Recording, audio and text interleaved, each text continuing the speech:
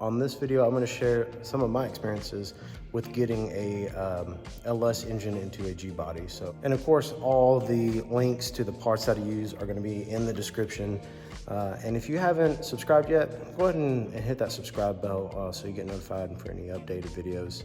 Because this will be a project that I will be continually updating. Now, just so we're clear here, this is a 1988 Cutlass. You know, G-body ran for a decade and really even longer if you trace its roots back to the A-bodies of the 60s. So, the first kit I used was the TransDapt.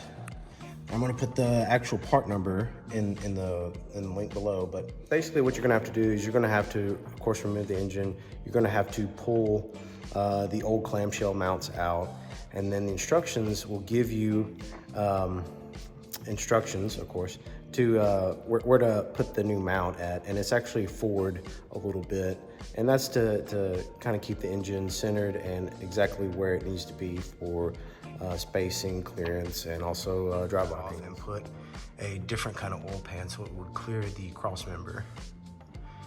And also, if you notice, that center drag link for the steering, it rubbed. So what I had to do was I had to unbolt it here and from the pitman arm. To get around that clearance issue, I took some 3/16 bar stock and I made some spacers. Now what you want to do is print off you a little template about like this, go find you some appropriate size stock and make you some spacers. It's real easy. You don't have to cut out the middle part. You just cut it roughly to size, drill your holes.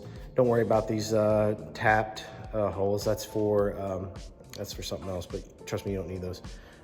Unless you want to pay the $50 for the already made ones. I just made some myself out of stock I had laying around.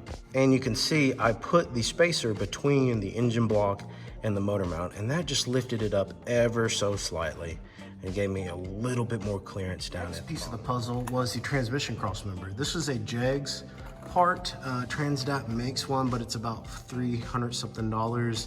The Jegs one was about $120.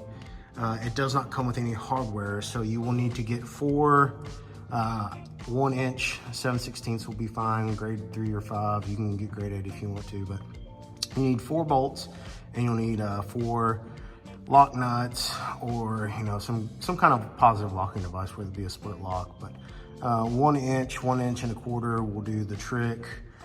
And then you will need to get a transmission mount. I got the polyurethane one off Amazon that I've used in another vehicle with great results. And so this is where the rearmost location is where the original crossmember bolted in. And on the driver's side, the crossmember actually bolts into the forward location. And the holes were there, but they were just a little too small, so I had to drill them out. But on the other side, the passenger side, the rearmost location, everything fit fine. That's where the original one bolted into. You don't have to do any modifications back there. Overall, I would recommend the TransDapt kit as it gives you new clamshells, and they are OEM rubber type, so it'll be good for NVH. If you have like a super high performance engine or really don't care about that, you can go with something polyurethane or even solid if you're crazy like that. L76 6-liter, 380 horsepower, somewhere around there. We're gonna keep it stock. It's gonna be reliable cruiser. It's not some super hot rod rig, but yeah, I would recommend the TransDapt kit. I would recommend the Jegs crossmember.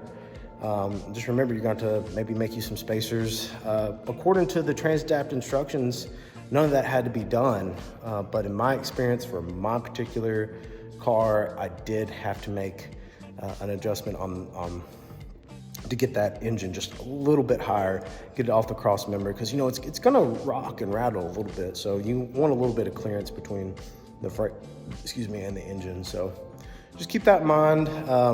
I fought with this thing for probably a month, a little bit at a time, trying to figure out what works and what doesn't. But that's the ultimate solution. Hopefully I can save you some time and effort and a little bit of heartache. All right, see you guys later.